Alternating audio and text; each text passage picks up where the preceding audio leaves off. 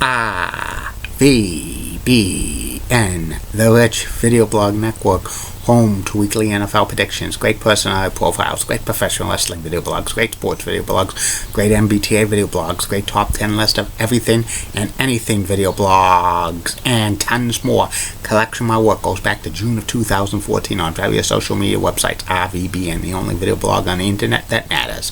Time now is 8:16 in the evening, Berwick, Massachusetts. Before my third and final video blog subject of the night, the weather report is tonight going to be clear, about 59 degrees, so it's a calm, a little bit coolish for July 4th. Tomorrow it's going to be around 81, 82 degrees, perfect weather for fireworks and hot dogs and hamburgers and baseball games. The low humidity, and that will continue for Wednesday and Thursday. But then the mugginess comes back and the chance of thunder showers with it. But it's a nice stretch of weather for this time of year where the humidity's tolerable, which you don't get too many straight days in a row. In the summertime up here, like 4 or 5 days in a row of very low humidity. Some news to report on the RVBN Newswire. The Golden State Warriors have re-signed Kevin Durant to a 2-year contract extension worth $53 million. Kevin Durant could opt out of that deal next summer, but moved by the Warriors. He's taking less money. The Warriors, of course, probably going to win another championship. Also, the Berwick Lions Club has announced they're not doing any special thing up at Berwick Common for July 4th this year, ending a 13-year tradition. They started this tradition in 2003. It lasted to 2016. You could have gotten a hot dog and a drink, an American flag for $1.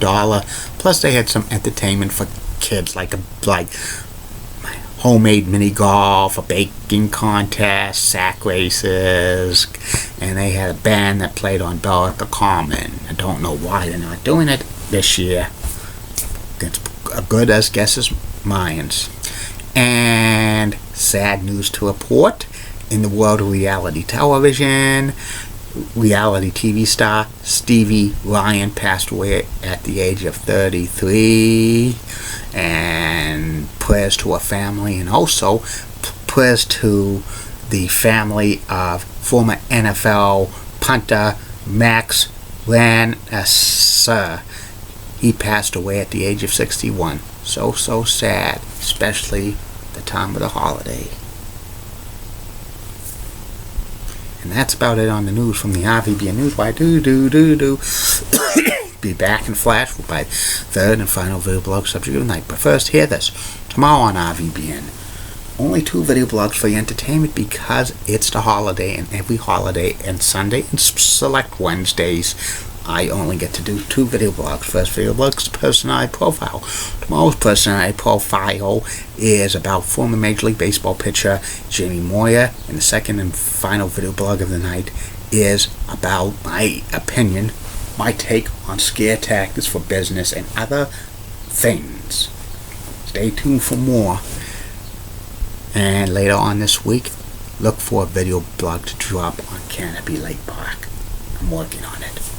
Time now is 8:20 in the evening, Berwick, Massachusetts. I'm back. My third and final video blog subject of the night is about the ill-fated Canadian Football League expansion into the lower 48, the United States of America, in the mid-1990s. The CFL, Canadian Football League, is a football league in Canada. It played like American football, but with some little tweaks here and there, like there's only 3 downs to get a first down. The yards are 110 yards, and there's like some other point differentials than the NFL. And they have an 18-game season, and they start in the end of June to go to November because they don't want to be playing in the harsh cold of of winter in Canada, where winters in Canada get extremely cold. Before the mid-1990s, CFL teams played some exhibition games in the United States in various cities, and they drew decent crowds. And there was CFL expansion talk to the United States as early as the 70s and 80s. Such cities as Portland, Oregon, and Bangor, Maine, and Milwaukee, Wisconsin, and the upper UP of Michigan, and Columbus, Ohio, and a few other cities that didn't have NFL teams wanted a piece of the CFL, but the CFL decided against it into 1993, where the Sacramento Gold Miners, which was a team in the World League of American Football, which folded after 2 years, decided to fill out an application to become the first USA CFL-based team. And they had a great first season.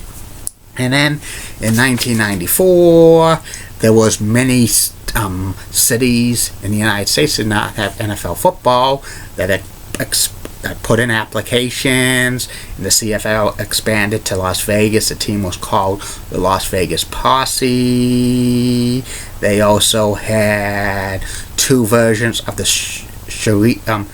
Shreveport Pirates.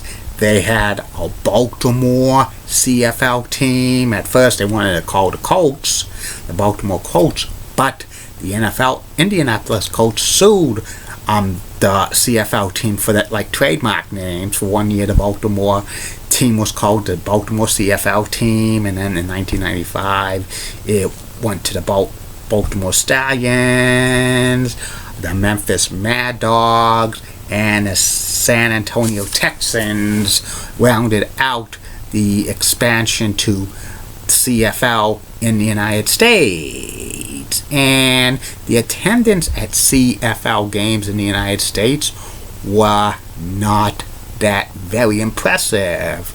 Some teams drew 30,000, 40,000. Others drew about 10 to 20,000. And all of these teams played in college stadiums or rundown minor football league stadiums.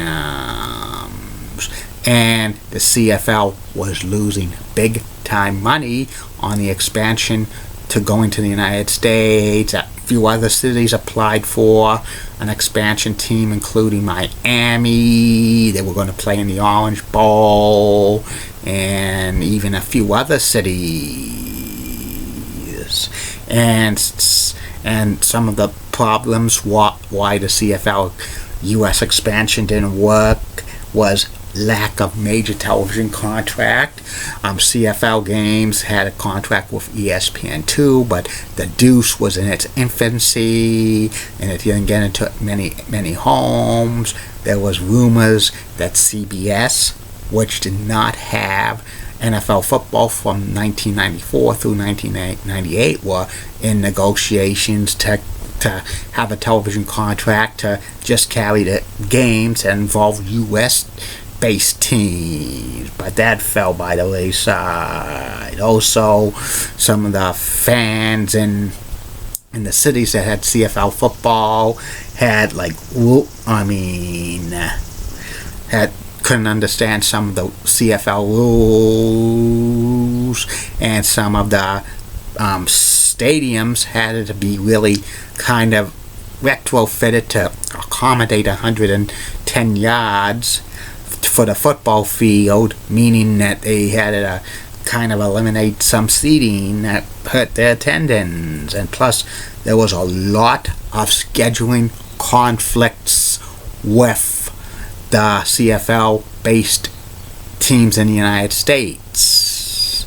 And also, the CFL did not go into any markets that had an NFL team, because they would have probably been crushed by them at the gate. Plus, the NFL teams would have probably filed some antitrust suit against them. And the CFL in 1996 was going to put a couple of teams, more U.S.-based teams in the United States.